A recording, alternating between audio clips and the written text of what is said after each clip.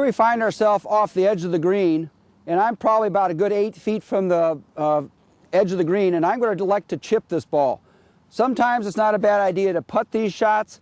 I feel like there's a little bit too much irregularity in the surface here in the fairway grass, so I'm going to elect to chip this ball. I'm going to usually chip with either a sand wedge all the way down to a 7-iron.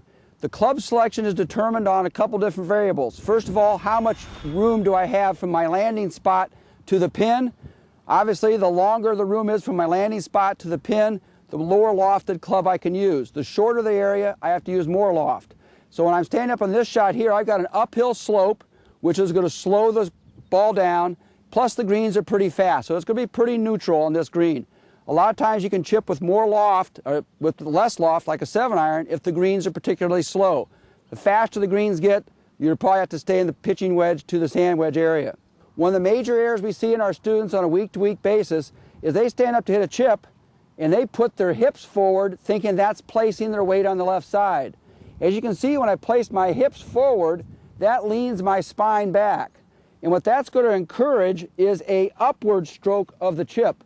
One of the primary things we want to do in chip shots is make sure we're hitting the ball, with a descending motion.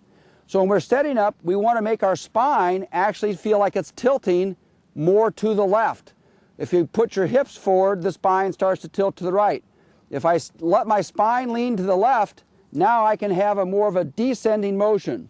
A drill I like for my students to do is when they set up to a chip, is they should be able to touch the outside point of their left knee with their left hand, and that makes the spine lean forward.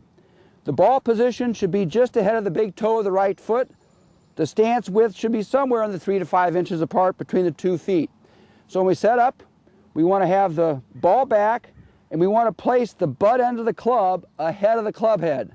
So when we set, we're calling the butt end of the club here, club head. We want to maintain that relationship throughout the stroke. We want the butt end to feel like it stays ahead. Too many times in our students, we see the club head start to pass too much, and that scoops the ball up in the air and giving it a very inconsistent spin and make it stop short.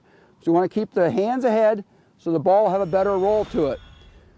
So the left hand, I feel, has to kind of lead the stroke and keep the head of the club head. And you can see it, that's a nice little descending motion. So as I set up to a chip, the ball goes back in my stance, just ahead of my big toe of my right foot. I visualize my spot I want to land this ball on the green. I let my left hand feel like it's in the right position, so I know my spine's in the right position. Left hand stays ahead.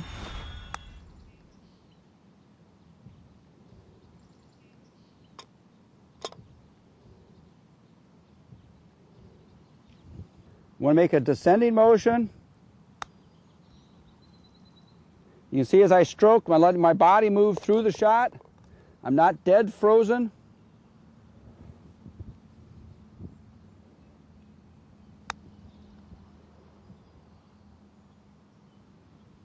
So you can see my chest is facing the target a little bit. I'm not staying dead still and just flipping my hands at it.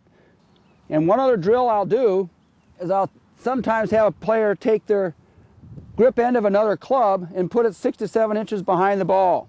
With this drill, it gives them the chance to feel like it has to be more descending, because if they try to scoop the ball up in the air, they're going to hit the grip. So somewhere around 6 to 7 inches back, left hand ahead, hands stay forward. The body's got to have a little bit of motion forward to rotate. The farther you're going to hit the shot, the more you have to allow for your body to turn through the shot.